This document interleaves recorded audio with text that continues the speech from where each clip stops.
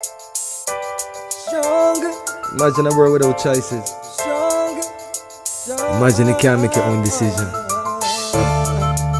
That wouldn't be a world for me. That wouldn't be a world for you. UIC.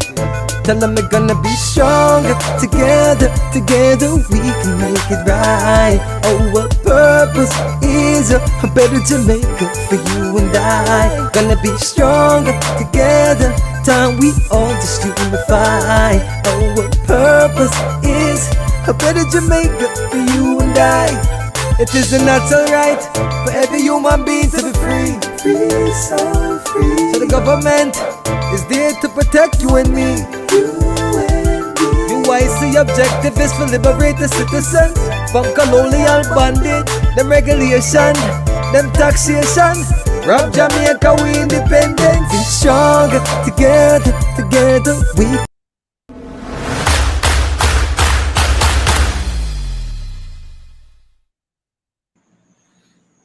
Good evening, Uniters. Good evening, Jamaicans. Good evening, friends and families around the world. Welcome to another edition of UIC Liberty TV. This is Joseph Patterson, UIC President, here with you tonight to talk about a very important topic that's very dear to me and also very personal for many of you, especially our guests who will be coming on shortly, Mr. Lacell Girlie Parnell. We're going to have a very interesting discussion about, how to escape poverty. And we're going to do it from a personal standpoint, looking at his background, my background, and the paths that we took and how we got to where we are today. No judgment here. We're going to try to just understand how any Jamaican, and in particular two fellow Jamaicans, how we transcend from what we were born with, where we were born, the context around our lives, and how we have evolved, the kind of things that were done, and when and where, and how they made a difference in our own lives and in the lives of those around us. So good night, Maisie Miller, Paula Shelley, Negos Tony, Juliet Chambers, Carol Spence, Cool Guy, Peter White, and others who are on tonight. Please like up the thing, hit subscribe if you have not yet subscribed, and send it to all your friends and families around the world, and get ready for a very lively and spirited conversation with a very colorful gentleman who I think is going to add a different flair and flavor to our discussion here tonight. I can ask a quick question of all of you, and it would be an easy answer. If I ask how many of you here were born poor? If you were born into a poor family, like maybe a single mother or a single father, or you were living with somebody, in somebody else's care, but you were born into poverty. Let me see how many of you are like, Mr. Parnell and myself. Just type yes in the comment box to say, yes, I was born into poverty. When I was born to a single mother of three. She had three children, and we lived in a one room situation, little box, not one bedroom house, a one room house, and one bed, one stove, one TV, upon a little dresser, and a small amount of space left in the middle of the room, the chimney under the bed, all that kind of stuff. Outside bathroom, and you have to go there. You're afraid to even go inside here. It's dark and dingy and dirty, so all kind of stuff. Right? And some of you may be like me, you had to sell at a bus shed. I was selling at a bus shed at Washington Boulevard and Malines Road as a child, 9-10 years old. I'm selling to help my mother make ends meet. She used to work as a crash program worker, sweeping the streets, work in factory, work in Kentucky. So we're coming from a far away, So there we go. A number of you were like myself, were born into a poor family. Now, when it comes down to poverty, I don't think most people understand what's really happening to them or happening to us when it comes down to poverty. So to escape poverty, you have to understand it, first and foremost. If you want to escape poverty, it helps to understand it. Now, some of us escape poverty without understanding it. It kind of It's a bit of luck, you might say, and some hard work. But if you understand poverty, it's a lot easier to escape it, which is interesting because they don't teach it in school. They don't teach you about what poverty is, what causes poverty, and how you can escape poverty. They just kind of tell you, study a book so you can get a good job and come out to something. But there are two sides to poverty. One side is systemic, meaning it is driven by the system you find yourself in. And the other side of poverty is personal, meaning it is driven by your own personal choices, your own personal condition, and so on. Now, the two are quite related. The systemic reasons of poverty and the personal reasons of poverty are related. Yeah, and they're related to one common thing, and that common thing is the system of governance under which you live, learn, and earn. So, for example, a child that is born in a country where the system of governance is more effective, so that you have better schooling, better healthcare, um, better economy with more opportunities, better public services, public library, community centers, gymnasium, support system. A person who's born into a country with those systemic elements in a better position are more likely to escape poverty than somebody who's born into a country where systemically you have, you know, many poorly equipped schools and teachers who may not be able to deliver, uh, communities which are volatile in nature, which makes it uncomfortable to kind of live, most lacking in community amenities, like proper libraries and so on. Maybe, as a child you were deficient in nutrients. Your mother couldn't feed you proper breast milk that is very nourished and well developed by eating properly. So your blood quality is not the greatest. The kind of food you eat may not have really stimulated your brain cells the way they should. And maybe the kind of condition of housing meant that when you went to school, you were either tired or haggard or just not prepared to learn. And when you go home, the home environment is not conducive to doing your homework and all that kind of stuff. Or maybe your parent can't even help you with your homework. So systemic reasons as well as your own personal thing now, such as your own personal drive. So I find that those who escape poverty are usually those who manage to quickly identify and master a marketable skill. And that skill can be in any shape or form. Yeah, for example, the skill can be plumbing, carpentry, music, uh, food, entertainment, science, whatever it is. So if you find a skill that is very marketable and jump on that and you're aggressive about it, you're ambitious, yeah, you're very ambitious, you'll find that your chances are greatly enhanced.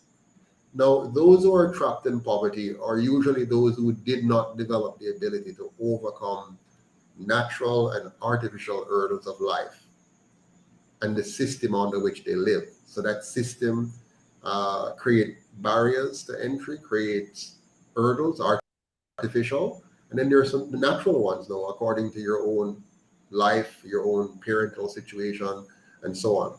Those with the most drive, though, the most ambition, the most perseverance, those are the ones who often succeed the most in escaping poverty. Everyone else fails, except for another subset. And this subset are those now who have the right connection, the right ties, and the right intergenerational wealth playing in their favor. Of course, they will either escape poverty or may never have seen it in the first place. So tonight we're going to look at one man's experience. I'll kind of juxtapose mine at the same time. Give me 1 second here. We always seem to have some kind of technical challenge popping up. So give me a minute here to just make sure that we fix this one very quickly.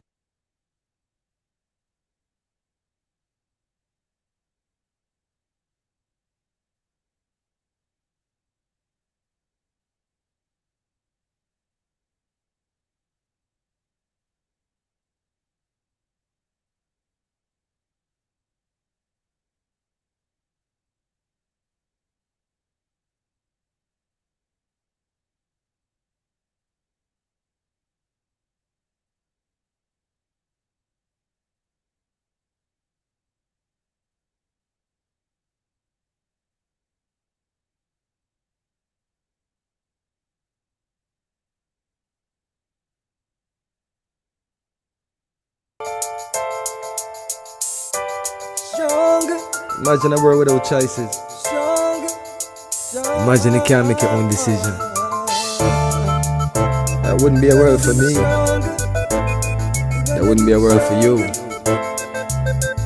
UIC. Tell them we're gonna be stronger. Together, together we can make it right.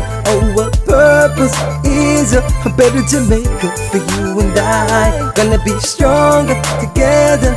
Time we all just unify. Our purpose is a better Jamaica for you and I. It is a natural right for every human being to be free. Free, so free. So the government is there to protect you and me. UIC objective is to liberate the citizens from colonial bondage, them regulation, them taxation.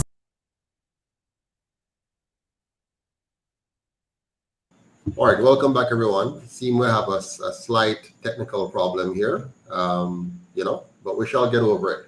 So, without further ado, I want to welcome now our guest for tonight, Mr. Lacell Girlie Parnell. I'm not going to do much of an introduction. I'm going to let him introduce himself to you and share with you, a little bit about him before we get into the main subject of discussion. All right, so I'm waiting for Mr. Parnell to get back into the room, and then we'll go from there. All right, I think he's about ready now. So again, good night and welcome, everyone. Sorry for the earlier interruption. Mr. Parnell, let me see if you're there and ready to roll. Yeah, look like he's here with us now. Hello and good evening, Sir Parnell. How are you doing? Good. Hi, I'm very, very good this evening. How are you doing, sir? Wonderful, wonderful. Fine, thank you. And I'm very to have you on the live with us tonight, talking about Yes, sir. the subject of escaping poverty. Let's begin now by you just kind of giving a brief to our audience on yourself. Who is Lacell? Well, Lacell, Lacell is Lacell, from St. James, Maroontown, Flagstaff. I play multiple character, which I think I advanced every last one of them. I think I play about 7 characters, 7 different Mhm. characters. And I want to get one more character on the way. What I was trying to do tonight, but unfortunately, I'm here sitting with you, so I'm not going to be able to do that. Try that new Character. um, um, Well, thank you character. so much for interrupting your character development, or to be here with us tonight. Really appreciate that. But tell us about your other characters. Tell us about each of the characters that you have developed so far. Okay, the first character that I ever done is a character called Luxie. And that was in the 1990. Luxie is a very slow but smart character. Um, and sassy in a way. I was playing more like a little sissy kind of character when I just started to play the Luxie character. I did it for about 2 years. After that, then like every year or every other year, the promoter wrote a next play, and that was Pioneer Wire, where I play first tryout for a character that I have no business Mm, doing when nobody wasn't doing it. um, I was called upon to do the character, and I refused at first, and I said it. And even though I couldn't read the script at all, I memorized it by listening to you a couldn't read cassette the script? tape. What do you mean you couldn't read the script? I never read a script. Oh, I have done. I stopped count all the play that I wrote, producing, be co-star, mhm. R-star. I have never read a script in not one of them. Okay. So you just kind of just learn it, understand the part, and then just let it flow. Yeah, Wow. yeah. Once I get a grip of it, and even if I get somebody to read the script for me on the Mhm. tape, I will listen to that for weeks or for days. I don't think I even take weeks to listen to a script, probably Mhm. days. And I can go inside of a rehearsal and I can tell you every line Wow. from everyone. So you are a brilliant character yourself, then. I when all right, so as I was saying, when I first get the opportunity to play the female character, which is a choice that was given to somebody because somebody's supposed to play the role, a female. Um, I don't consider myself as a drag queen or a cross dresser. I'm just an actor that just act. And when they said do the character, and I said no, because nobody in Jamaica wasn't playing a full male female character, play from the beginning to the end. And luckily, all of us was kind of scared, and I tried the one time, and the one night I tried, it was an uproar in a theater in Ocho Rios. Like everybody was like, hold up. I have to come off a stage like 2 times when I met my first My entrance, goodness. and the character was born. That's Girlie. Migrated overseas, lived out there for a while. I developed a character called Mr. Handsome. And the Mr. Handsome character was Mr. Handsome 2, that's his last name. So Mr. Handsome and his last name being 2. So TWO? we used to say Mr. Handsome 2, but we take out the 2 and call him Mr. Handsome. Mr. Handsome is a war veteran that claimed that he fight in World War I, World War II, World War III, even though he's not here yet. And he's a veteran and he getting pension, but as an older man, you can see where the whole of right here is bald and ear around here. Sometimes it's like the hair move all over, because 1 minute the hair is right here, next time is right here, and he sit down and moving. His teeth is kind of buff, and he have, if you see him, and he call himself Mr. Handsome, but looking at him, there's nothing handsome about him, but you can't tell him that he's not attractive or handsome, and he's a girl's man that love the ladies and thing, and talk a lot. So that character is in as place for itself. And then I have a character Before called you Big go into Boy. Big Boy, tell me about your schooling. Where did you go to school? I went to Marlon, Chatsworth All Where? Age. Which That was one? in my home What is it parish. called? Chatsworth. Chatsworth. All age. Yeah, In all yeah, age in school. Montego Bay. Then I leave from there now. Yes, in Montego Bay, in Town, and then I leave from there and I go to Marlon High School. Marlon was Marlon Secondary School back then. I don't think I spent 2 years in that school before I run away from home, because, as you said before, poverty. And we're gonna get.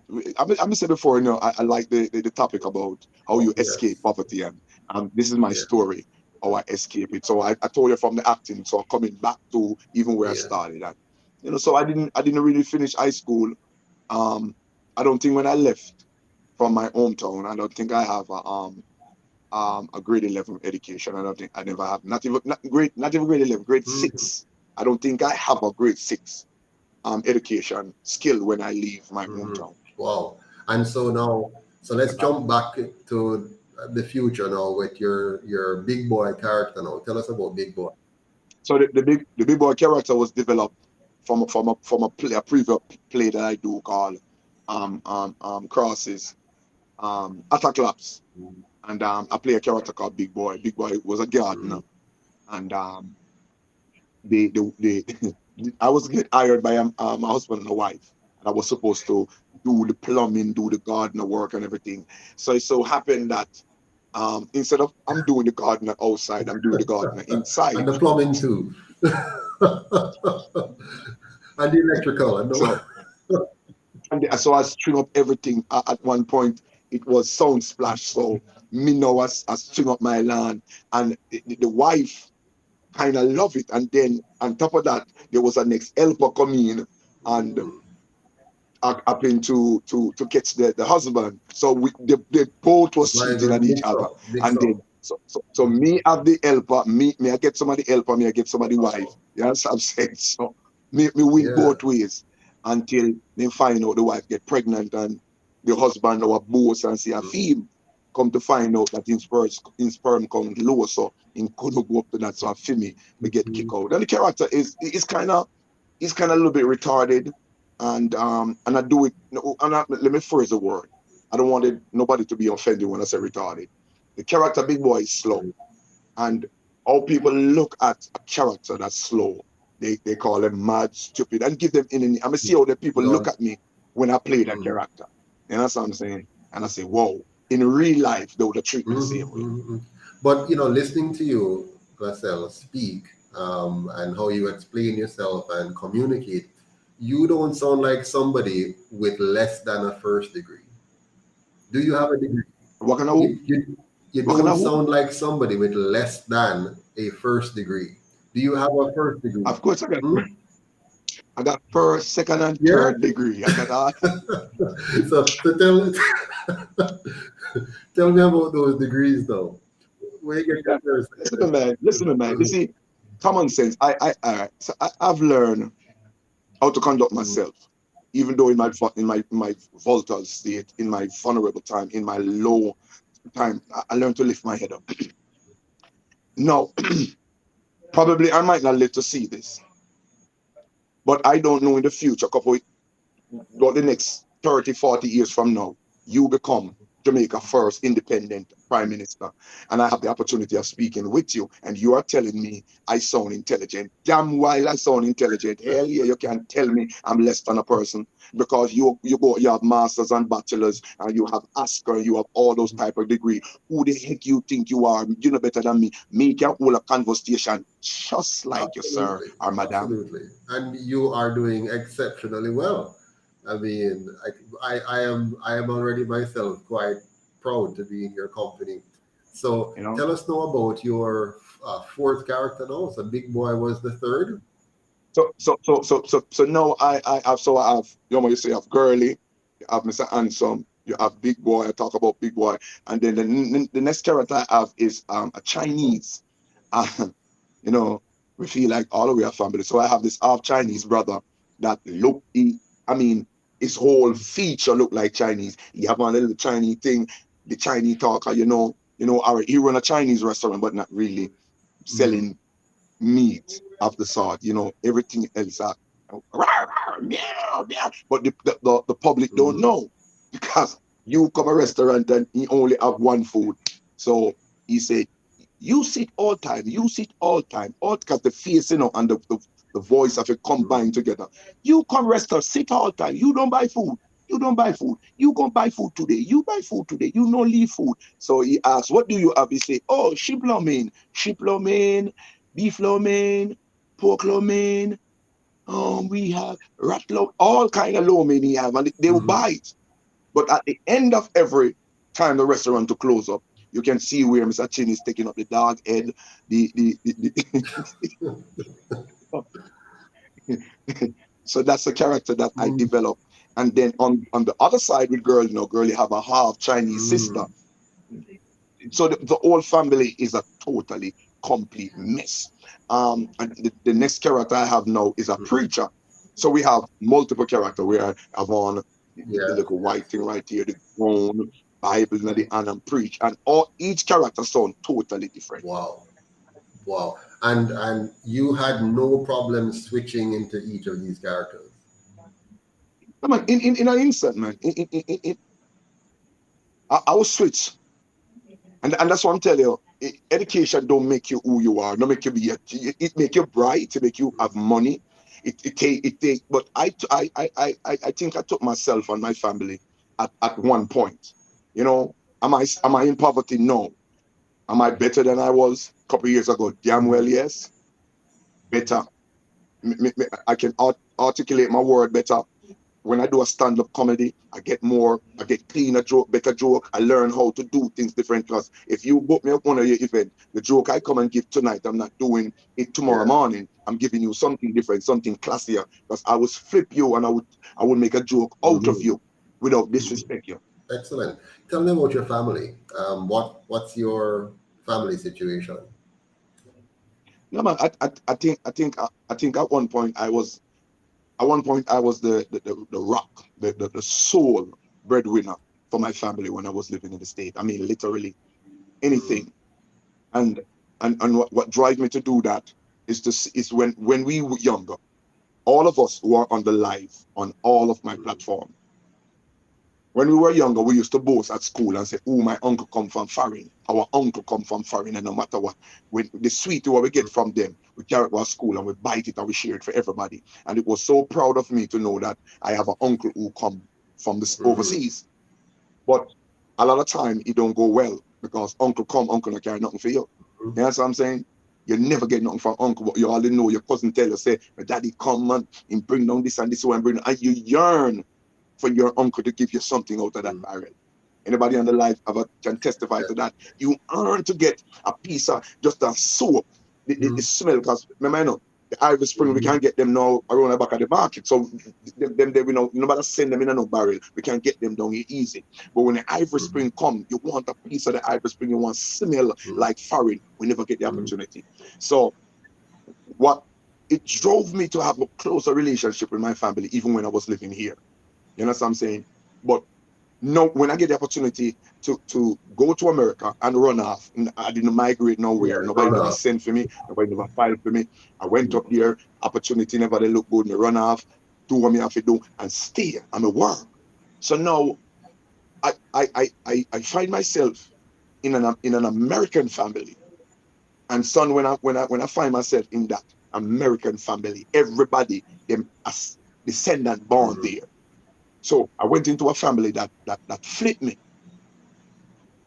I mean, in the morning I wake up when when me and my wife get married and we start to live together.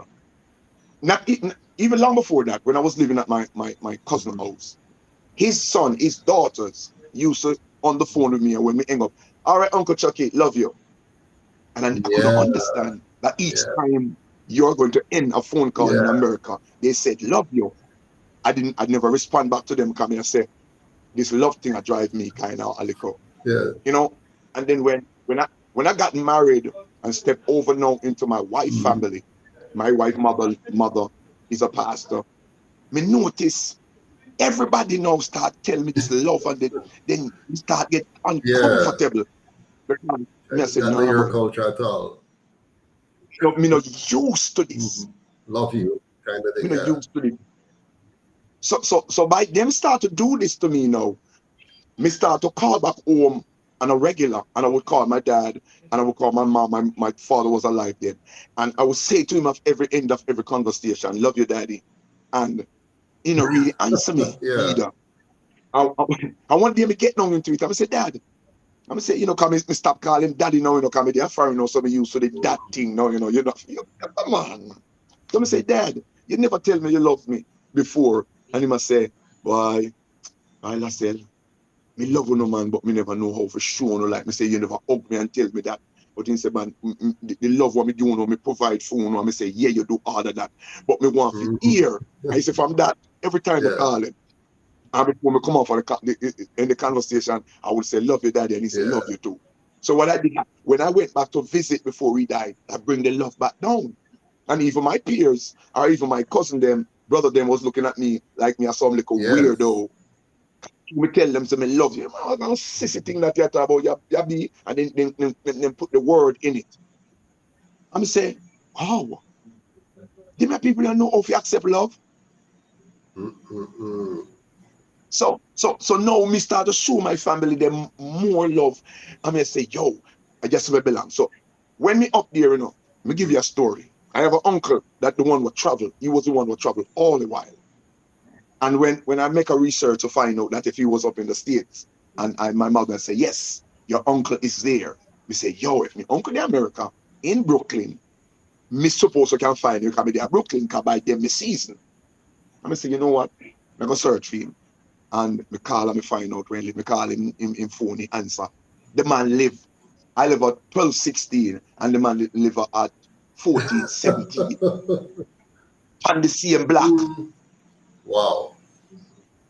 Right there in Brooklyn. And when I went to the house, because me could have moved around by myself, I went to the house, ring the bell. Somebody come out and said, I'm looking for Uncle such and such. And say, oh, you are your mother name is such. So they recognize me. And I say, he said, come back in the evening. I went back in the evening. He greet me. And, you know, me say, he said, what you doing? I tell him when me there, what me do a little work, and we get ready to pack 2 barrels. And he discouraged me. He said, we are pack barrel for. He said, no, you have a partner barrel. And then you did nobody. No. And he was one of them that I was looking something from when I was younger. And he discouraged me, telling me not to partner barrel. And I say, yo, why would Uncle such and such discourage me? Me don't want to live like that. Me want to be better than him can know, sir. I packed I think I packed 4 barrels. In the barrel, me stuff some envelope. $5, $10, $5, me right name. All of me couldn't know how to spell all of them name. Me put the initial and put the other initial. So then first name and then last name, so they know who. And me send them right in there. And I remember my mother issue out 2 of the barrel in the community. When it comes to my family, and I do believe no matter what people throw at me or what people do to me, they always are my strength. My family, they never. I don't remember that me and my sister. We might disagree, but I never. It's 9 of us, and I can't tell you when. But when Me and one of them. when you said you ran away from home, that was in Jamaica, right? And what led to that? What was the circumstances surrounding that? Poverty and a sense of. I grew up to see my mother can't read, my father can't read, but my little sisters and brothers, who after me, they could read. My first bigger brother couldn't read. My sister them couldn't read. So I have this notion of watching TV. Wish we didn't have one. And I would see our kids them born away, watch TV and how they grew up and then they move out and then they buy a house, get married and then they come back and bring things to their family. And they said, then my sister them not do that. Me say them bigger than me, man, and them do that now. So when they left, I was looking for that. They never come back. None of them come back. So me I said, no man, it look like me. I figure do this. Cause me I watch too much TV and I see too much Pitney a barn and grew up right in front of the face. Oh, the movie, cause me I think movie real now in the papa. Yeah. So yeah, this man Pitney barn in a crib, grew up. You see them wave, then they come back, pretty car, pull up in a driveway. Boy, and I said, Rocket, I Jerry that.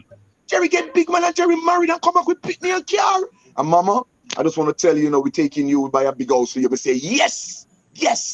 Mrs. Nobody. So I think I wanted to do that. How old were you then? 14. By the way, I ran away from home at 11, just so you know. 14. See there? So upon me run away now, I think I want to conquer everything. I sleep all boat. I sleep. My first place that I sleep was in Montego Bay down at the market and Pushcart. Wow. And I was there. I started some hustling. Actually, my major reason when I run away, I stole my grandfather's goat. I stole the pot and I stole a scale. Well, unfortunately, they catch the goat, but they never catch the pot and the scale because I wanted to do something. My goodness. That's I have to do something. We can't leave without nothing. I'm a grandfather and they never give me nothing at all because my mother didn't have anything to give me. My father didn't have anything to give me. My father's a farmer. My mother's a domestic worker. She only wash people clothes. There was nobody in the family to do business because, and to be honest, I grew about 1970.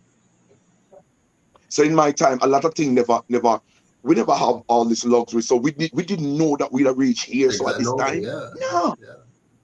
We only hear about it, Yeah.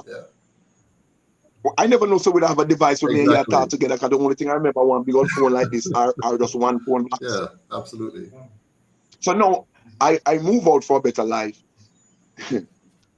Brother, you don't half know my story.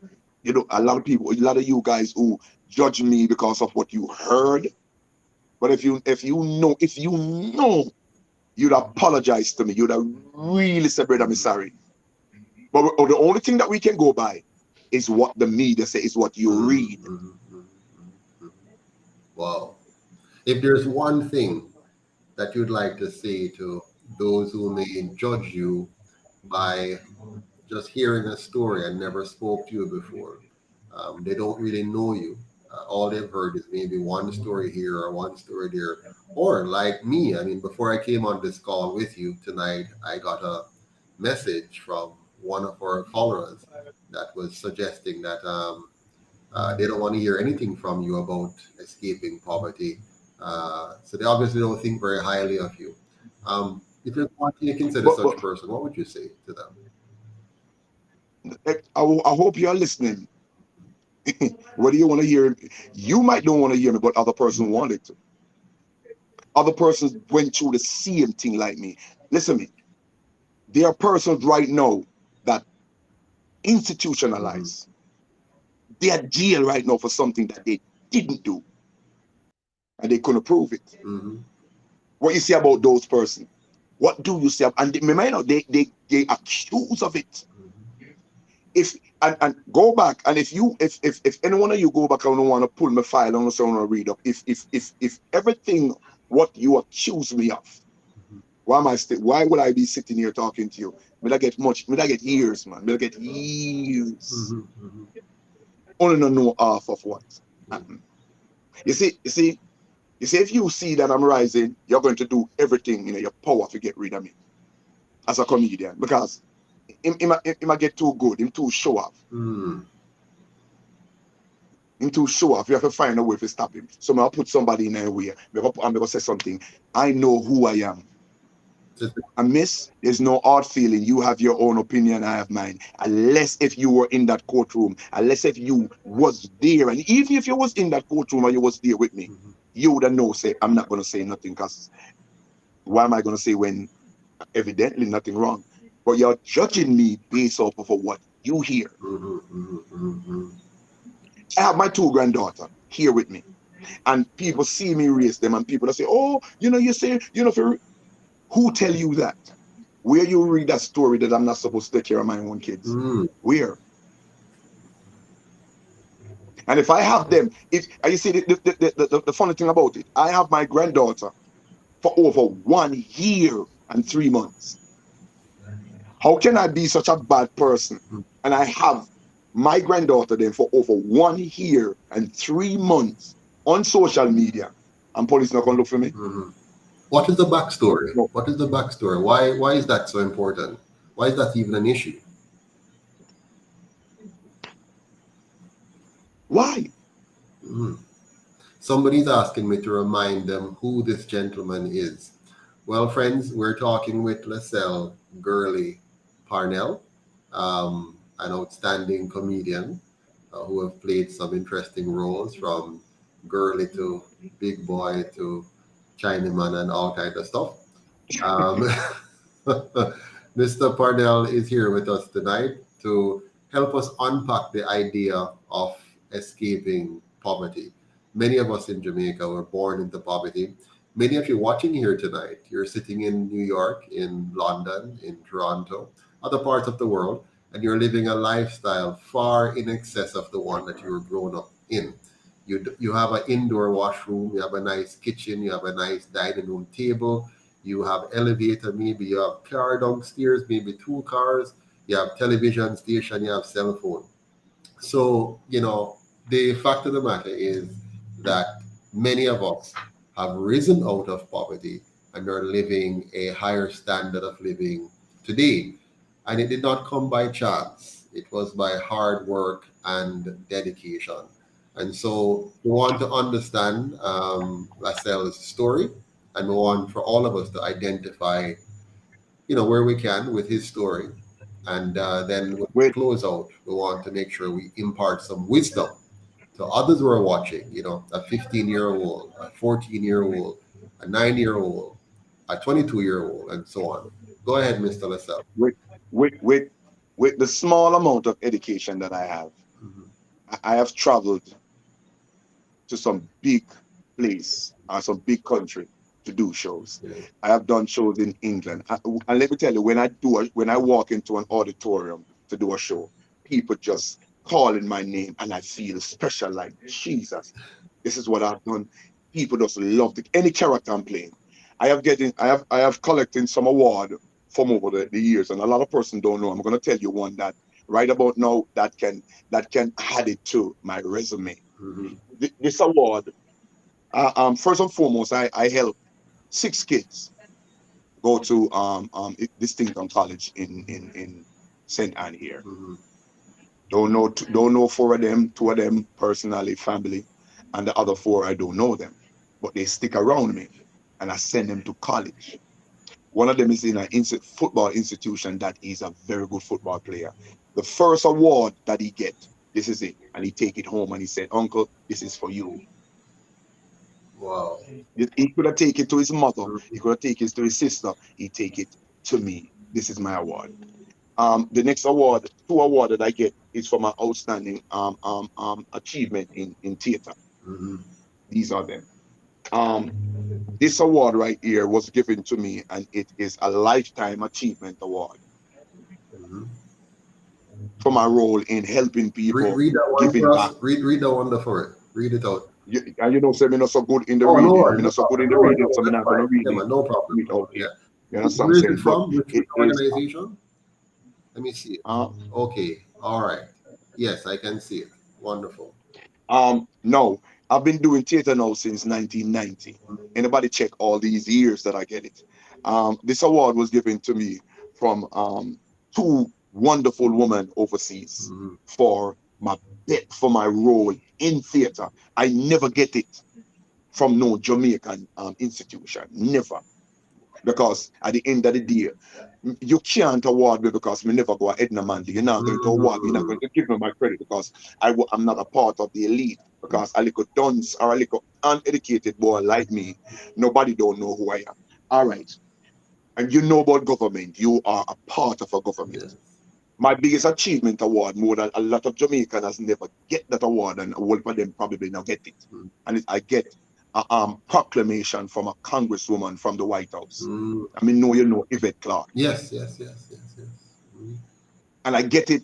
And on the proclamation read, Lacell Parnell remind some of us Jamaican as the late Flip Wilson. You know, take boy for you to compare a next actor to Flip Wilson. Mhm. Wow. Anybody who know Flip Wilson, go and do your research. Jardine, the first male ever play a female. And when this congresswoman adopt me and said, we are giving you a proclamation for your work, you remind us as the great Flip Wilson. Then so you hear me saying name? It is in every award you get from a congresswoman or from a congressperson or a congressman or whosoever. Mhm. There's a little piece of that in record. Yeah. So the lady or the person who are saying that is not going to remove, that is a part of my resume. My kids are my grandkids. Forget about what you heard about me. Know me, not judge me. Mhm. Wow. And, Amazing. and, and and we love to pass. What we love to do, we love to use some of the scripture on some people, but we don't use the rest. Don't judge because you will be judged. Mhm. Mhm. So, You might not know the Bible, but yeah. think about So, it. Lacelle, supposing you had received full education, let's say you were born into a family with, a middle class family, not even a rich family, just a middle class family where, mommy and daddy had enough money to make sure you got private lesson, you pass common entrance, and you go a big school, like a Calabar or a KC or a JC or a Woolmer's, you know, and you pass your 7 or 8 subjects and you go on a UE or UTech or Edna Manley School of the Arts, and you get big accolades and big degrees, and then you get big job and so on. Who would Lacelle be today if that was your No, path? no, man, me that be one bossy son ever gone, man. Me thank God when me there. If me did ever have like Uno have. And me done, me say, oh, me run up on Uno, man, because some Uno have it and I'm not used with it, brother. Yeah. Me say, all right, when I look into even the parliament and see how them talk with good Yeah. education, they don't have no skill. They don't know if it talk. They know, me probably can put all my words together, but me know how to talk. Me know how to come to you and ask you for help and get the help and give back. Mm-hmm. I mean, I go come ask you for some money and all right. For the little education woman have, brother, me could have me if me did have money, Mm-hmm. me run for the community leader, me I get that. Mm-hmm. Because one of the things that me I do, me I put infrastructure in the community. All right, me live in a money area, me I find one spot and me I put up one call center up here. So the people them from up, we have so many community come around in one place. Mm-hmm. So me I put a call center so you don't have to worry about go all the way to Ochi and go over there so you come right in the community can work. Me I create jobs, Mm-hmm. opportunity. Mm-hmm. Yeah. Me not take the farm work card and give it to my friend and my family. Me I give it to people who me know deserve it. And me I make sure sit down and counsel them and say, listen me, you get the farm work card, now go because if you go and run away, go look bad for me. And two more person on the road now go get it, so come back at your yard. You're very intelligent today, you know that? Like, I mean, super intelligent for somebody who one might classify as not having any education. Your education is probably superior to, well, not probably, based on just listening to you, your line of reasoning, your thinking, and how you articulate yourself. You have more education than many educated people. They don't give me a chance. He said they give me a chance, brother. All Yeah. right. We talk about a TV show. We talk about I can write. Mm-hmm. I'm a writer. I'm a producer. I'm a director. Give me a chance to write some TV show, put on TVG or CVM. They now to give me a chance because we're too local, Yeah. or we not fit that they are leak and oh because I've heard about him crime or what him doing in past, so they're not going to work it. But I dare you. But you will take other media. For instance, Tyler Perry, Yeah. and this is no Yeah. disrespect to him. Mhm. Each time a Tyler Perry player show on TVJ or CVM, they have to pay him millions of dollars. Who watch TVJ? Do Tyler Perry family don't have what TVJ? Do any African person don't hear what TVJ? Do any Indian? And we have to watch a movie because that's what they present to us. But when we go with our movie or our thing, free thing to local, they're charging us Mhm. to produce free own thing. So make the country watch what we produce, but we can't watch what we produce because we don't have the finance to do it because we're local. Yeah, oh no, you're right. I mean, our governments for the last 80 years. I mean, I don't know if you know this, but Jamaica has been under the same two parties from 1944 until now. That's 79 years. So by next year, it's 80 years. And what I find, they do not respect us as a people. So they don't invest in us as a people. They prefer to call in everybody from outside. Right now, we have a constitutional reform committee, and on that committee, one of the big things is to put a Canadian person on it to say, he's going to guide us because we can't think for ourselves. We can't write a constitution for ourselves because the last one we had and still have, it come from England. And the next one Mhm. now we're going to have, we need a Canadian man for company to help us to write it because we're not bright enough to do it ourselves. But I want to go to something that somebody told me about earlier. There's something in your life which is very important to you, and I think the viewers might want to hear about it. There's a sister of yours. Tell us about your sister, Christine. Oh, yeah, man. My sister Christine was a god. All right. So all my life, or all my adult life, I lived in Brooklyn, New York, work because I work at the hospital, Yeah, man. Hmm. And let me give you the whole hospital issue before we go to Yeah. Christine. So up there, I do odd jobs because I run off, I didn't get my paper, I'm married to my wife. Didn't interested of getting, I didn't know how to go and to try to get paperwork to become permanent resident. And one day I make a call to one lady, and the lady said, you don't need to get a lawyer, you can do it yourself. And she tell me what to do. I do the thing in 3 months. They call us, and I get my green card. After I get my green card now, I decide that I'm coming to Jamaica. But upon being there, um, I have a sister in Jamaica that, how are we losing? No, I'm here. I'm here. Oh, Hmm. we have a sister in Jamaica that, she go off over 20 a year. And, my brothers and sister keep calling and say, yo, Christine sick, Christine up on the road. And each time she go on the road, she get pregnant because my sister look good. Hmm. You understand? Before she gone. So each time she go on the road, a man would have get her pregnant and take her back and then she gone again. Not all the time. Hmm. And so she was there. What we classify a man and a woman once they lose their mind, we classify them as madman and madwoman. Hmm. We don't know we don't have the tolerance to tolerate them because they're not beard. We're not used to that the part of our culture. So from the moment they're not beard and from the moment you can't stay in the yard and we are keep it real, we are Jamaican and so we stay. Yeah. But we not spend the time to carry them go to the hospital to find out before it becomes bad. Hmm. So all along I'm there, I hear, well, she's an adult, she live here like me, I live for my life. Not until when I come to Jamaica back in 2013, I find out that she's on the street. Now I started to do my show, so I live in Senton side. Hmm. Because when I go back, I go to Montego Bay, then I come to St. Anne. So she's still in Montego Bay, up on the street. Times to come out for the hospital, the next time she gone back.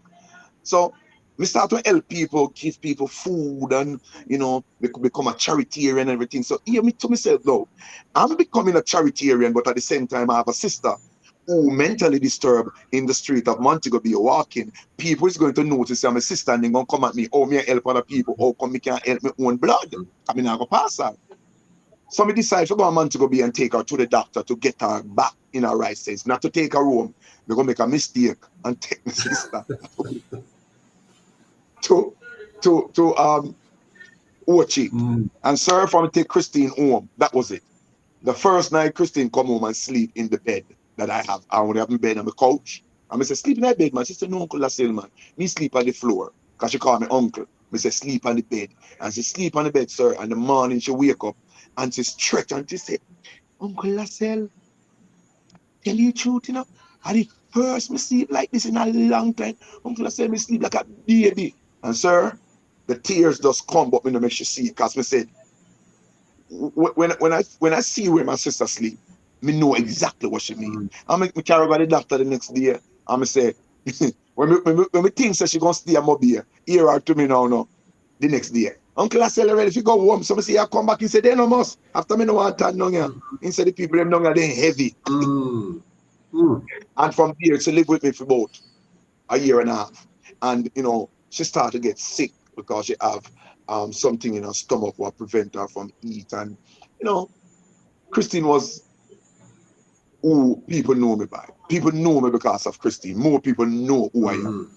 Christine, the van that I'm driving now, I'm driving a Lexus van outside. That van was given to me by a woman because of Christine. Wow.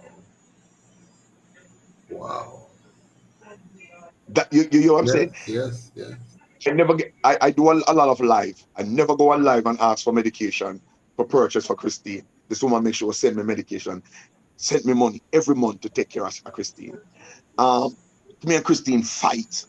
There was an altercation with me and a police officer that the video go over 6.2 million views.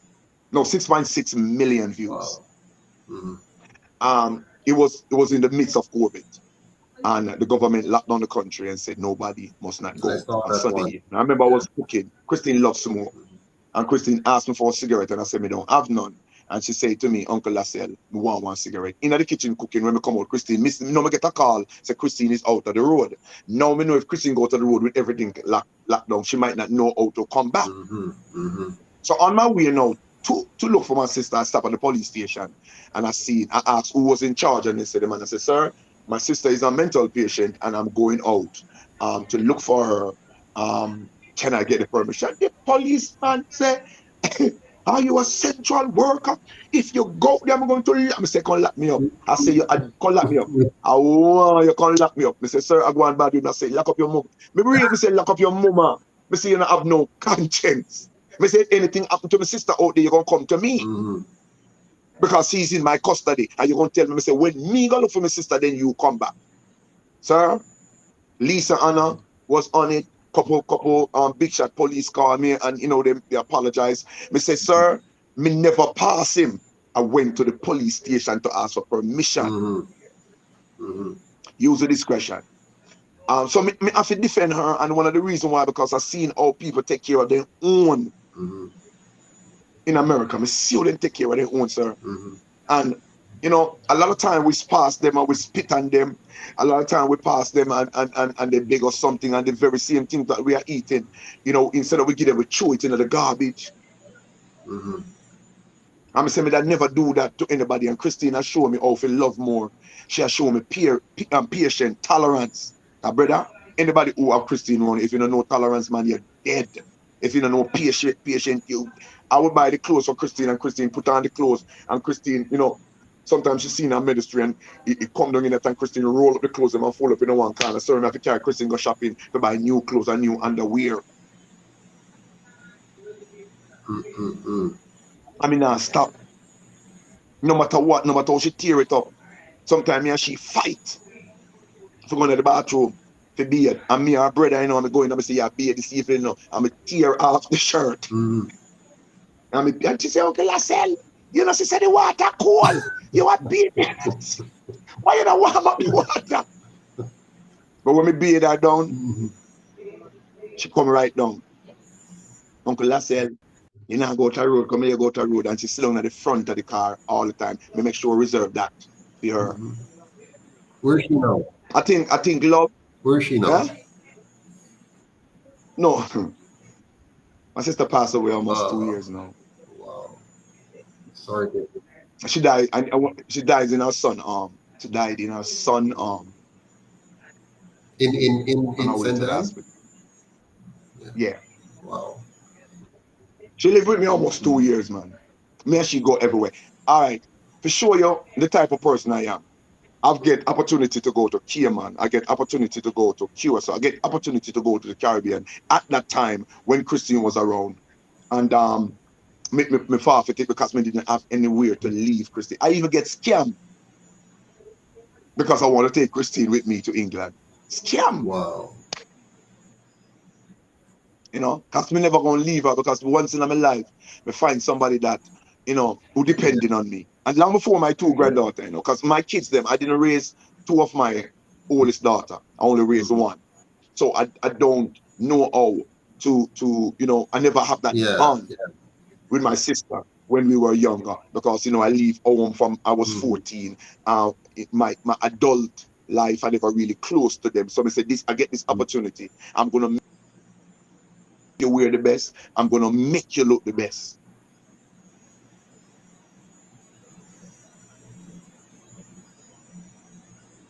Hello? Yes. Keep going. The live was broken up a bit, but I'm hearing you now. Can you hear me? All right, like we're having a bit of connection issues. We lost him. Ah, he's back. Wonderful.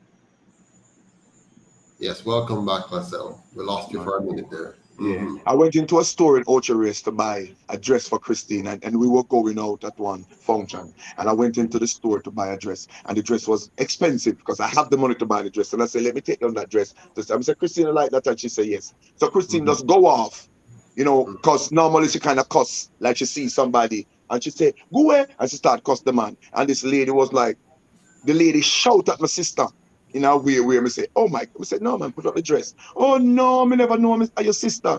Me said, that's how I treat people. That's how I treat people with unsound mind. Here I am telling you, Christine, don't worry, come. I'm an hugger. Take her out, take her. Excuse me. But that is a result of our socialization, isn't it? Because if your government and your school system and then your hospital and your police are socialized to understand and appreciate, you know, mental health challenges and also just a different way of living where we're more, you know, there's a time in Jamaica's history where we were more together. We were more like family, even though we might not be related by blood. So you live in a community and we used to can share a cup of flour, some salt. We used to look out for each other to the point where your neighbor might even, for God forbid, beat your child because them see them misbehaving out on the street. But over time, that bond, that social bond that we used to have, that I think is quite indigenous to the African race, to be honest, that I think the way we've been socialized by, I remember, you know, government is responsible for the culture we have, you know. So for example, if your school policies, if your hospital policies, if your police training, if all of those things don't drive in a way that cause you to appreciate your fellow humans and respect them as human beings, rather than, for example, a police say, hey boy, come here, and you know, just kind of talk to people in this way that says, I don't respect you, I don't care about you, I don't see you as being. For example, I go to the tax office. I was just there the last 2 days because my driver's license got lost and I had to replace it. And the guy at the front of the door, there's a security guard at the door, and the guy is so mean to everybody, like just mean. And you know, my wife is the kind of person, she gets people to lighten up, and you know, we talk, and then him just come down and started talking to us nice because of her. I mean, but there's just this general aggression that we have in us as a people. The way they treat you in the government offices, it's like if you're the big guy, if you walk in and you look a certain way, then you get a certain treatment. If you Of course, look of another way, course. you get a. So, I mean, I think it's really quite cultural now because of the norms of our education, our policies, and our program. What do you think about that? I don't think education have anything to do with it. As I said before, you may be bright and you're still illiterate. Yes. You're bright and you're still dark. Yeah. I remember one time I was going to Falmouth to drop off some chicken because I raised chicken back then. And upon going to Falmouth, I was doing my live. So my camera turned to the street so I could see anything. Everything was going on. There was a car in front of me and the car swerved and I keep my cool. But the policeman chose to stop me. When the policeman stopped me, and I proceed to ask him the question, sir, what might be stop? What might stop for? Mhm. Boy, I just said, hey, go over there, sir, boy. I'm Yeah. telling you, the policeman was much younger than me, and Mhm. I said, whoa. I'm still on the live, and a lot of persons say, "Don't come on for the live." And the way this man talked to me, the man Mhm. talked to me that I'm going to disrespect you back. Right? You tell me about my mother, you tell me bad word, but at the end of the day, you make it look to the judge like you are so innocent from that. Yes. Yes. Lies. Lies. I do believe that police should get body cam just like American so they Yes. can see their dirts and see when them aggravate person. Mhm. And when I say to him that, you know what, I think you give me a ticket for no reason at all. What was the ticket for? I crossed over the white line. I didn't Okay. I didn't have a braking tail light. My registration, everything was good. I crossed over the White white lie. line. Some say, you know what, I'm taking it to the judge. Go ahead, take it to the judge and go dash it away. That's the problem. That's every time they make a mistake and we take it to the judge take for them side and dash it out. Mhm. Mhm. See, so Yeah. what me I say? They Yeah. no Yeah. look on it and look on it and say them wrong on sometime. Mhm. Why did you tell a man bad word? If you're going to lock me for cursing bad word, who tell me bad word first? Him. So There's me have no to tell him penalty back. for them. Yeah, there's no penalty for them, only for you. But All right. I want to drill you a little bit though on the matter of education. When I talk about education, I'm not even talking about like how much subjects you pass or how much degree you have. But the education, I believe, an education system shapes a nation. Uh, Yes. if your system is a poor system, it shapes a poor nation.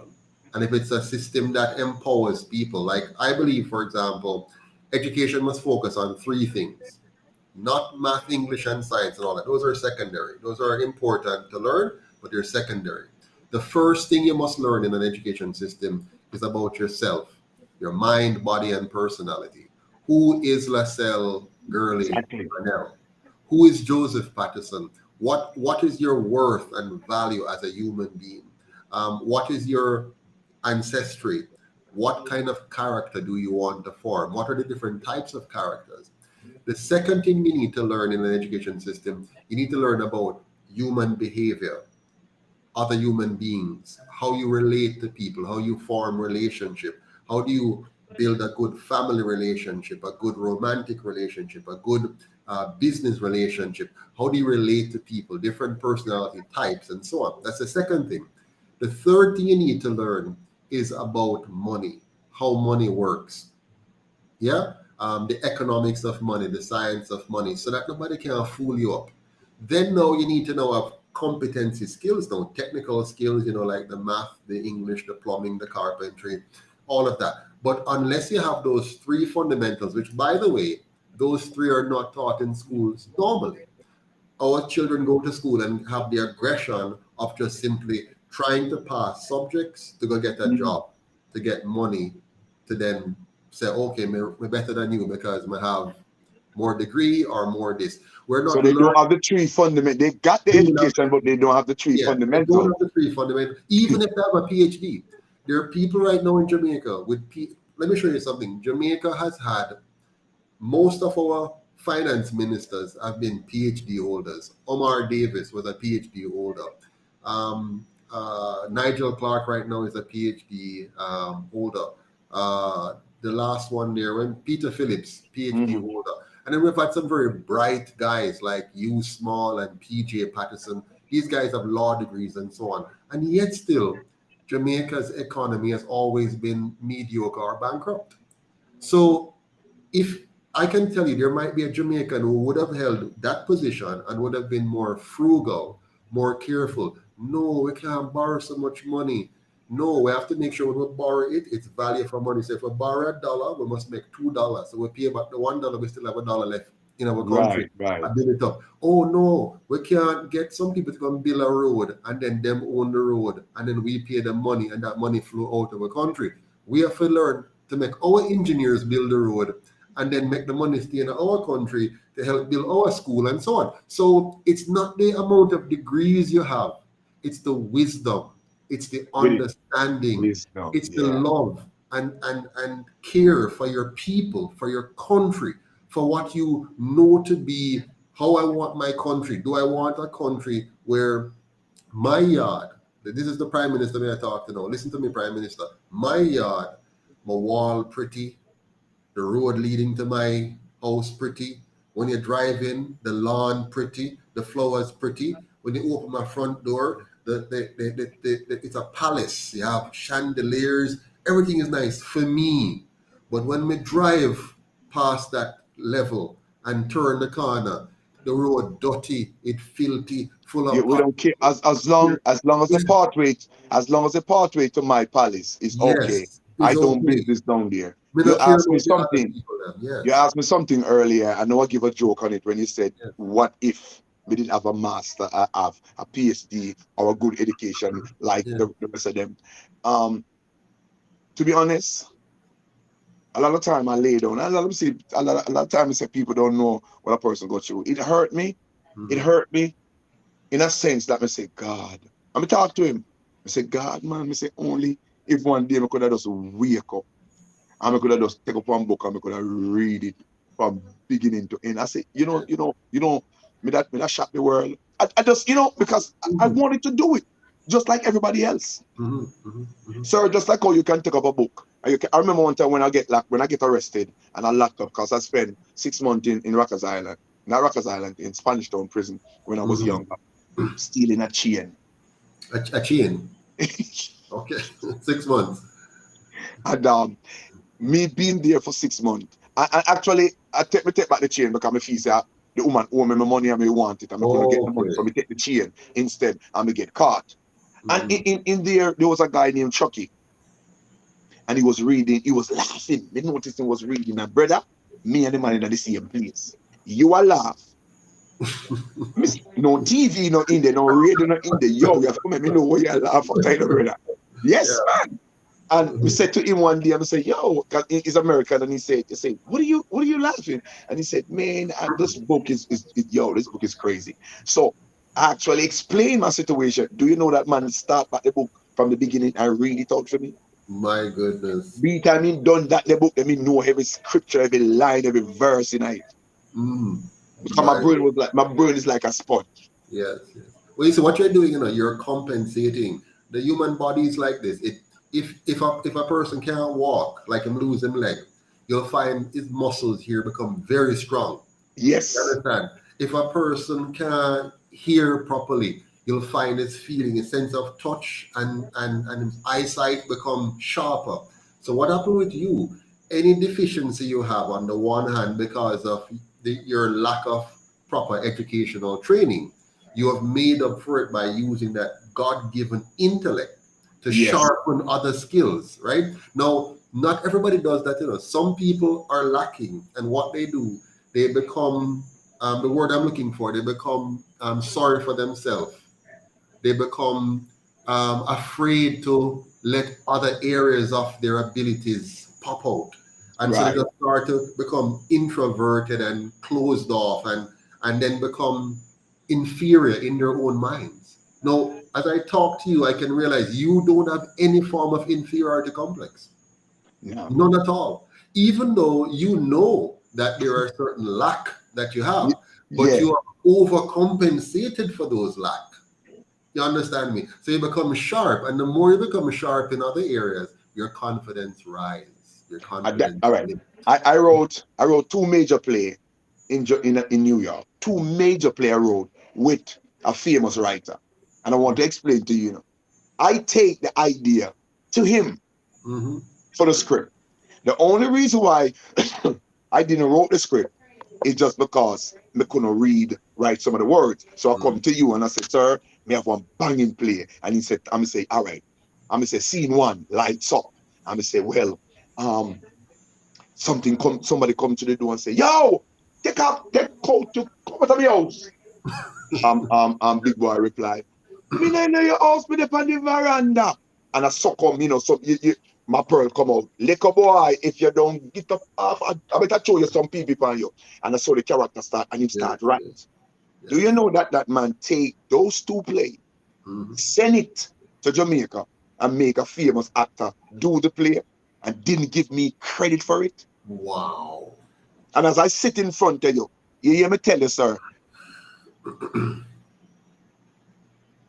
I wrote a magazine that was written by a different company when the say this play by Lacell Parnell and that individual in public.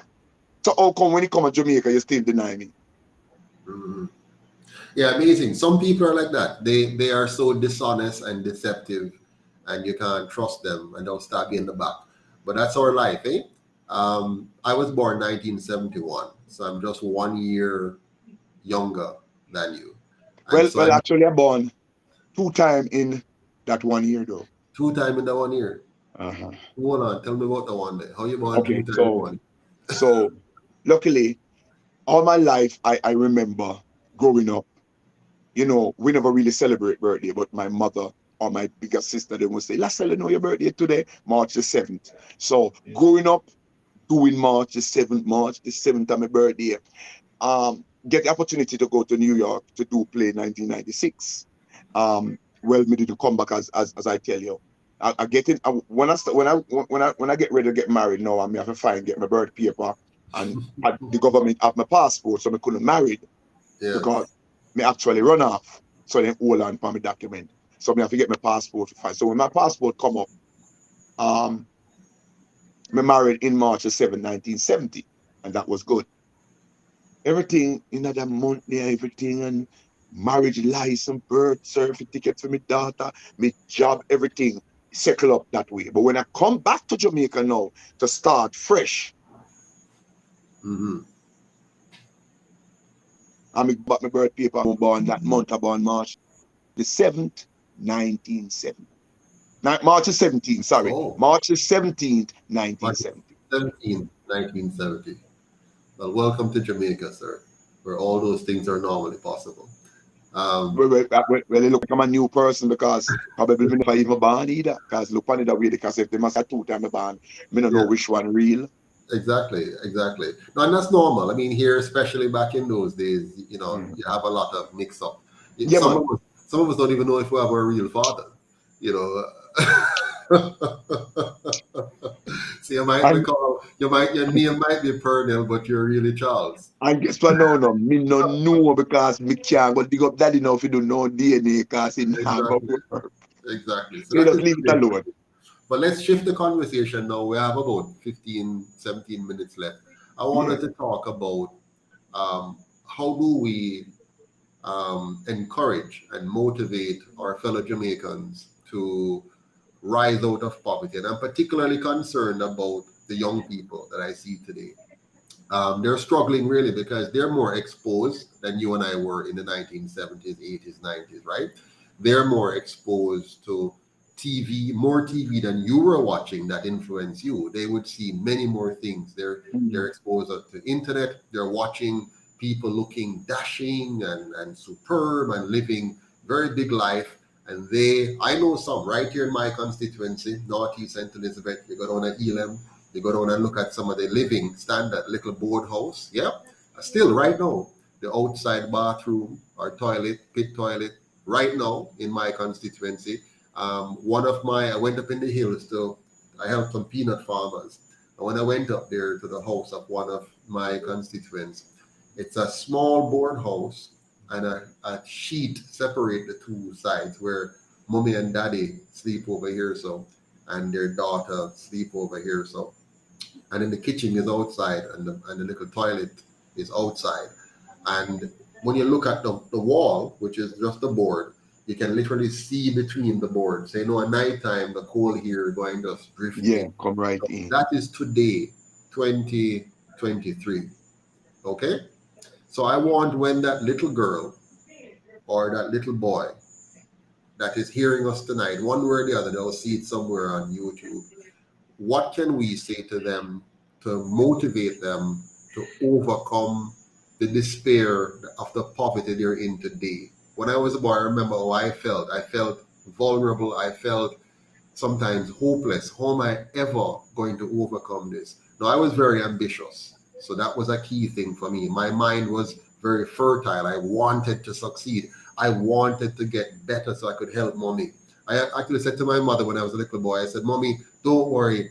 When I get big, I'm going to get rich and take care of you. You I did understand? the same thing. I did Yeah. the same thing. I Yeah. told my mother at the age 7, Seven that years. Yes. Yes. I was 7 year old when my mother reminded me, said, man, you said that you was going to go a foreign and you was Mm-hmm. going to marry to a big trap, because I like every set woman. I married the woman of my dream. When I told her I want a big mampy girl, I married to that woman, and I migrated and I helped all of them.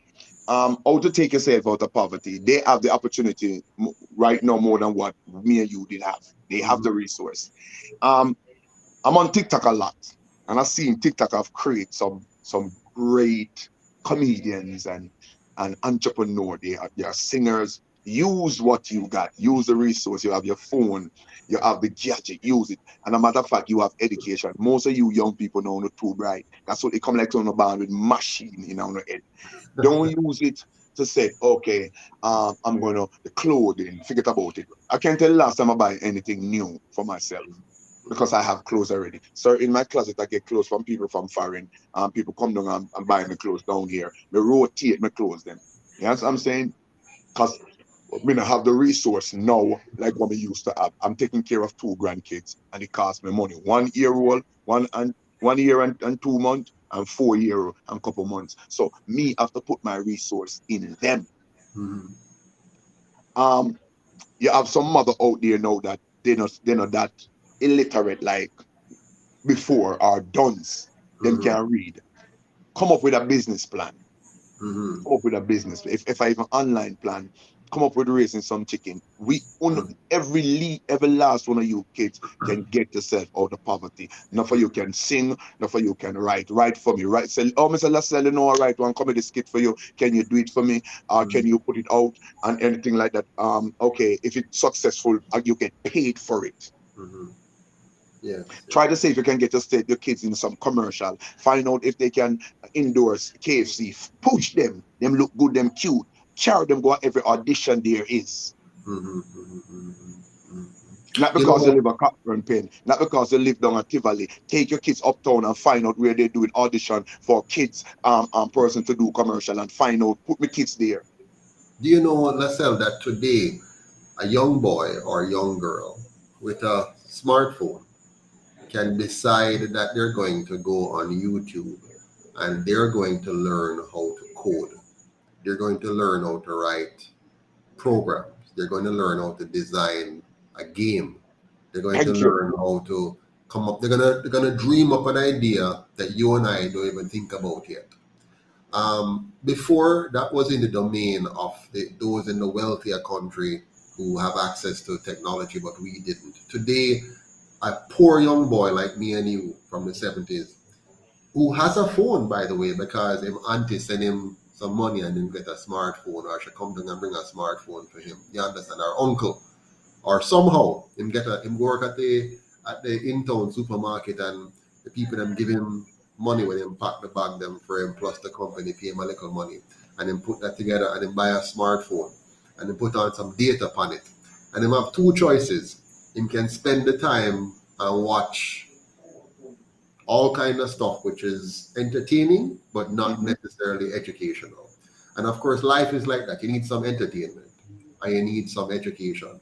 Now, if he splits his time and splits the little resources he has between learning and enjoying life, he, without having any formal education beyond high school, can become a powerful programmer and write a powerful program or design a powerful game or design a powerful utility, being as poor and as uneducated as he is. You understand? Now, here's what I want our young people to know. There's a basic formula for how you escape poverty. And that formula requires you to remember what I'm about to say to you now. It's a basic formula. The formula goes something like this. Your economic value, your economic value is determined by the demand for what you do, how well you do it, and how difficult it is to replace you. It's difficult to replace Lacell. You understand? Because Lacell has made there's a market. He has identified the demand for what he can do and what he chose to do. The demand for what you can do. He has done it very, very well. Yeah. And he has made himself indispensable in the space that he has carved out. So let's say right now you're working at a gas station. That's all the job you could get. You have a choice. You can go to work every day miserable.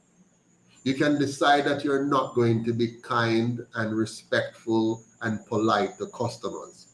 You can decide that every chance you get, you're going to try to see if you can thief something on the job. You can choose to do that. Now, chances are, if you follow that path, I can assure you, you will likely be poor for the rest of your life. Or you can choose another path. You can decide to say, I am grateful that I have a job. I am thankful that this company, even though they're not paying me as much as I would like to be paid, I am thankful that they have hired me. So you know what? I'm going to treat each of their customer like I would like to be treated if I were coming for service. In fact, I'm going to treat them better than I would like to be treated. And I'm going to do my work with efficiency, with alacrity, with speed, with accuracy, and pleasantly. And because of that, I'm going to make sure that I learn as much as I can about the company, as much as I can about my role, and as any other roles I can think of until I find my place in that company or some other enterprise, which might even be an enterprise I create for myself. Why am I saying this? The more you learn and the more you learn to earn because of the value you impart to others, is the more value you will attract to yourself. The more you try to get something for nothing, is the less value you will attract, because your meanness by not giving others the best that you can give will result in others not giving you the best that they can give you. What do you say to that, Mr. Lacell? Boy, brother, as we said before, people, we need to see this man. He's running for a secondary party in Jamaica. A good speech. I've UIC.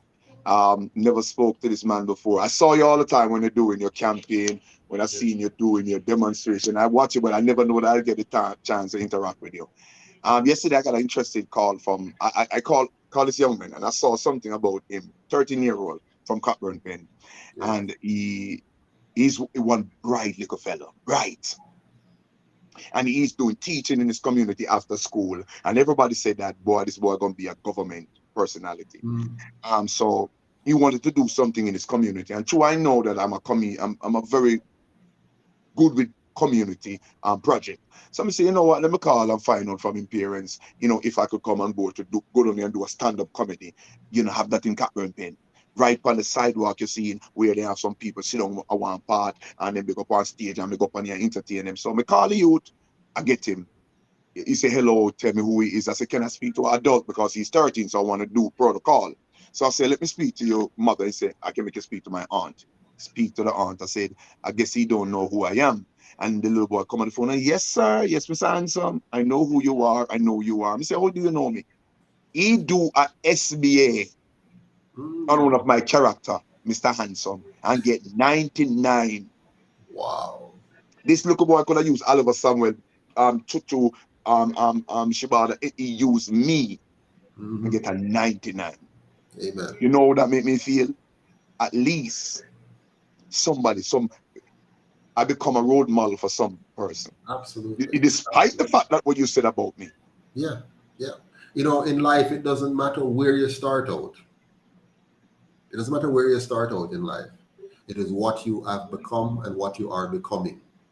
You understand? Yeah, And yeah. so, as long as you, sometimes I'm asked by people, what is success? And I like to define success this way because I don't define success simply in you having, let's say, money or assets. That's good. But success to me is you progressively realizing a worthy objective, a worthy Mm. ideal. So the more you're working towards something, so everybody right now that's listening, you can be a success right this minute by deciding and setting a goal that is worthy and start to work towards that goal. And as you work towards that goal, you're getting successful and more successful and more successful. And that's what Mr. Lacell You know, did. He set I a prove goal. Oh, yes. Go I've been ahead. proving my success every time, more and more. Because every time I go to an event, um, I feel like I improve more. So here I am, went to an event Sunday, and I seen this man walk in. Don't know nothing about the man. Giving my jokes, my stand-up comedy. This man walk in and me start to joke on the man. Because the man just look away. He not dress up in a no tie. He just dress in Mhm. a one nice regular shirt, one nice pants. And from him coming as a comedian. Once me see you and you look away, me see you, me I take set by you. I say, sir, you know, you kind of look like you have money. Come here, I talk to him and just hear me out. And me and him start have a dialogue. So same time, this man walk in with his wife in a capacity of 150 people. Me start collect offering same time. I say, you know what, we're going to collect a little love offering. You know, and me start walk around with a plate and people start putting in $1,000. This man put in 20 US. Me say, you know what? Me say, you know, something coming in my spirit about you, you know. And say he's a very wealthy man, you know, but me can't put my name. I can't put me don't know who you is. And somebody said, Robert Livingston. And I said, Robert Livingston, a name they sound like a rich name. But anyway, I'm not pay him no mind. And it so happened that the man is a famous record producer. He was Shaggy, farmer, producer, and some other more. And this man said, yo, in telling sister, say, won't get that man from. That man was hilarious. Wow. And you know, it's like me, I say, okay, I work, I say, at that time I work, you know.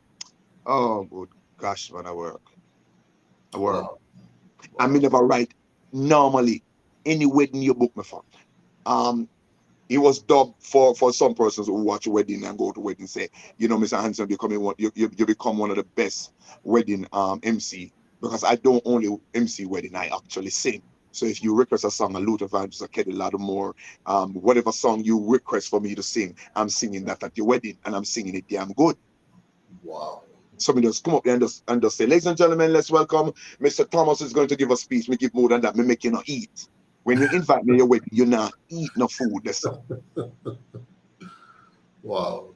I make you laugh from me take over the floor as master of sermon. You laugh until the groom make his closing remarks. You are laughing up until the end. Me get a job for you. Mhm. Never do it to the best.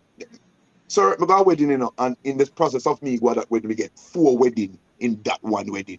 Absolutely. Absolutely. Because you're good. Because you're good. Me know what you do. Yes. Yes. We Me know have what you we do. have one. We have what? Just about 1.5. Well, almost 1 minute. A little bit over one Anybody minute. want to ask any question? Any questions on the platform? There's been lots of comments going down.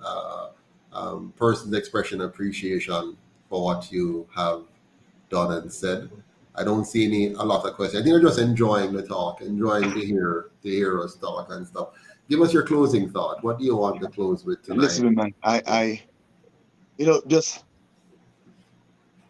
you see, one of my one biggest concern that a lot of person don't talk about, Hmm. and you know, I feel like say is the war that going on in Ukraine and Russia, Hmm. and you know, we sit around and we don't know how much that war is going to affect us, Hmm. and if the war between China and America come, is also going to affect us, Hmm. and we're asking ourselves the question, where do we go from here? Hmm. Because evidently we heard about the World War I. We Hmm. heard of, we heard about World War II. All of Hmm. us who are living right now, we might just see World War III. Yes, yes. Nobody's not praying. Nobody's not saying God. You know, because I remember one time the Persian Gulf, the song, and then that's why they write the song. We pray and God deliver. We pray and God stop the war. We pray and God deliver. God gave us one more chance. Amen. I think when it's time for we to sing that song, our chance is already up. Nobody Mm-hmm. is not crying peace. You know, nobody's not crying peace, and it concerns me a lot. It really do. I have my youngest grandkids. One just born a couple weeks ago. So I have seven grandkids so far. One more is on the Wow. way, make eight. Yeah, yeah, yeah. I hope that one born healthy and everything. So I would have eight grandkids. Mm-hmm. And I kind of worry that what's going to happen to them, you know, if this thing become sore. Yeah. And if we, as the elder, is not there, I worry. I want to see them grow. I ask God to give me at least the next 25 years so I can actually see my youngest them grow up and I can see them. Mm-hmm. Mm-hmm. Because as I said in my first statement, that I didn't take care of my oldest daughter. I didn't know how to be a father, you know. Mm-hmm. And by me down here now, I go to America, learn how to love, learn how to be a father, learn how to be a husband. You understand what I'm saying? Know how to be a family man. So I come back down here, I bring everything that I learned right back with me.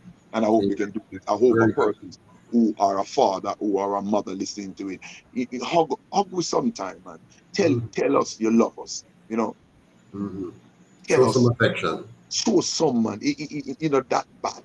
Don't make me lean on your shoulder. Good night, Sonia Pink. Don't make me lean on you. And you have some person like, the lady I work out, Sonia Pink, and many other persons who encourage me by, taking care of my grandkids. And I didn't want them in the first place because what am I going to do with two little kids?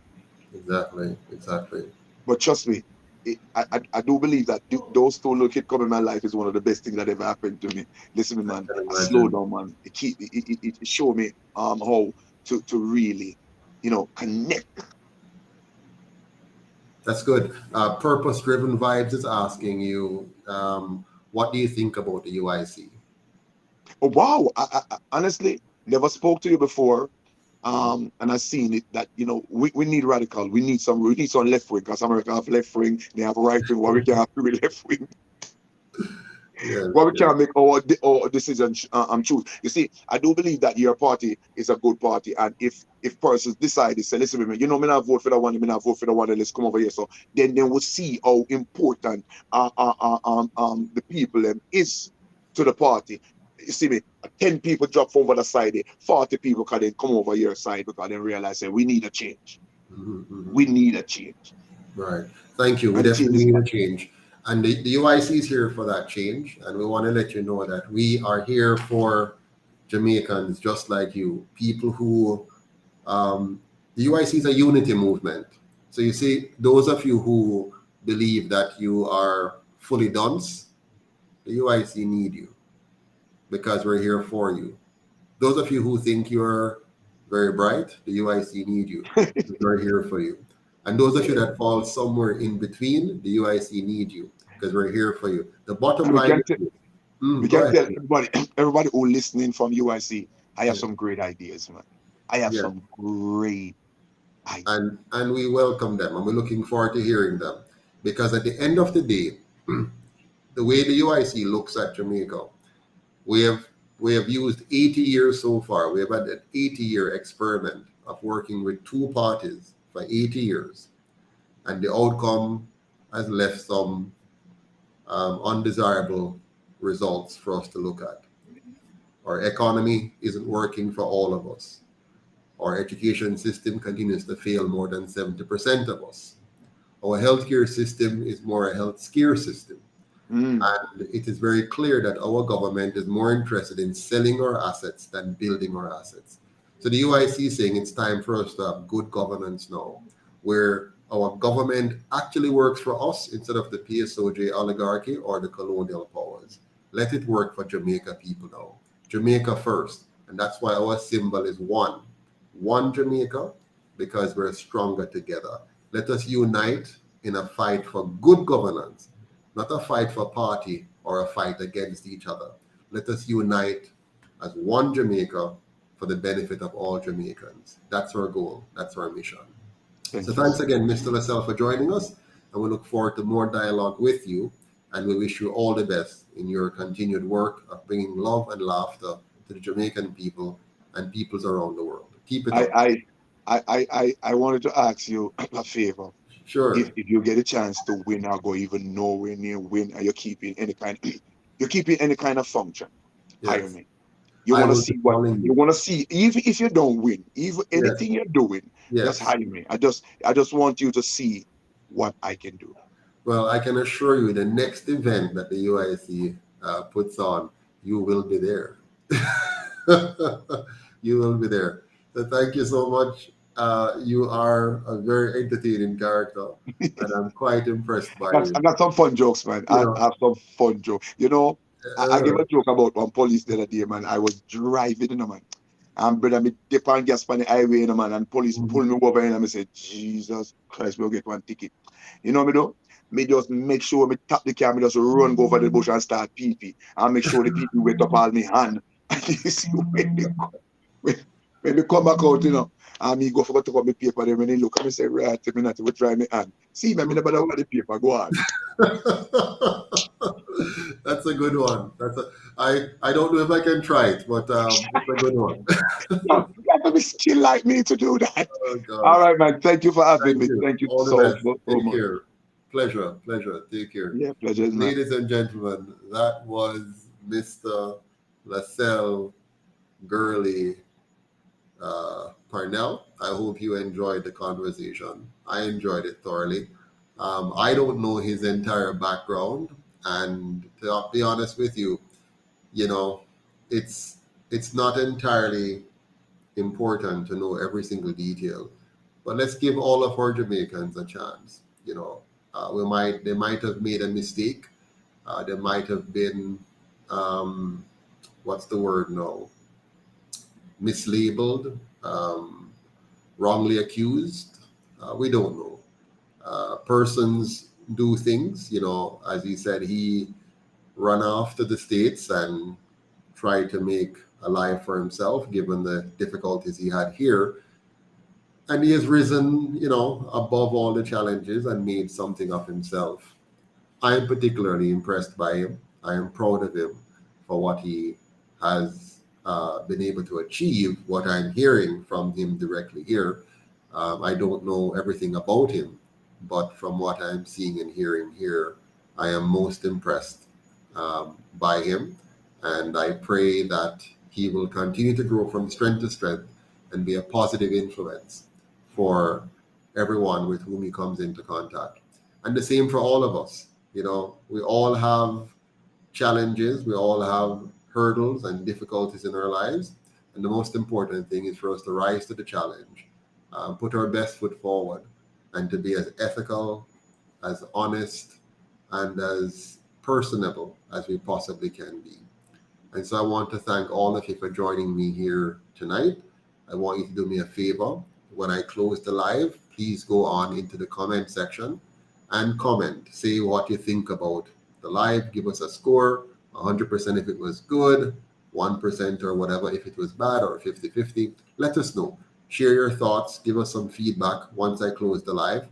And get your family and friends to subscribe. Right now, our subscription is fairly low. We only have about 6,000. Of course, it's higher than some people, but it's time for us to get the subscription level up to 10,000. So help me by the next time we come on to have 10,000 persons who have hit the subscription button. So you subscribe, so you can hear from us, you can know when we're going live and can jump on in a timely manner, so you can all participate and hear. All right. And the UIC is here. We're your party. We're your movement. Unlike the others, we're not being controlled by special interests. We want to be owned and controlled by you. So join, volunteer, and donate.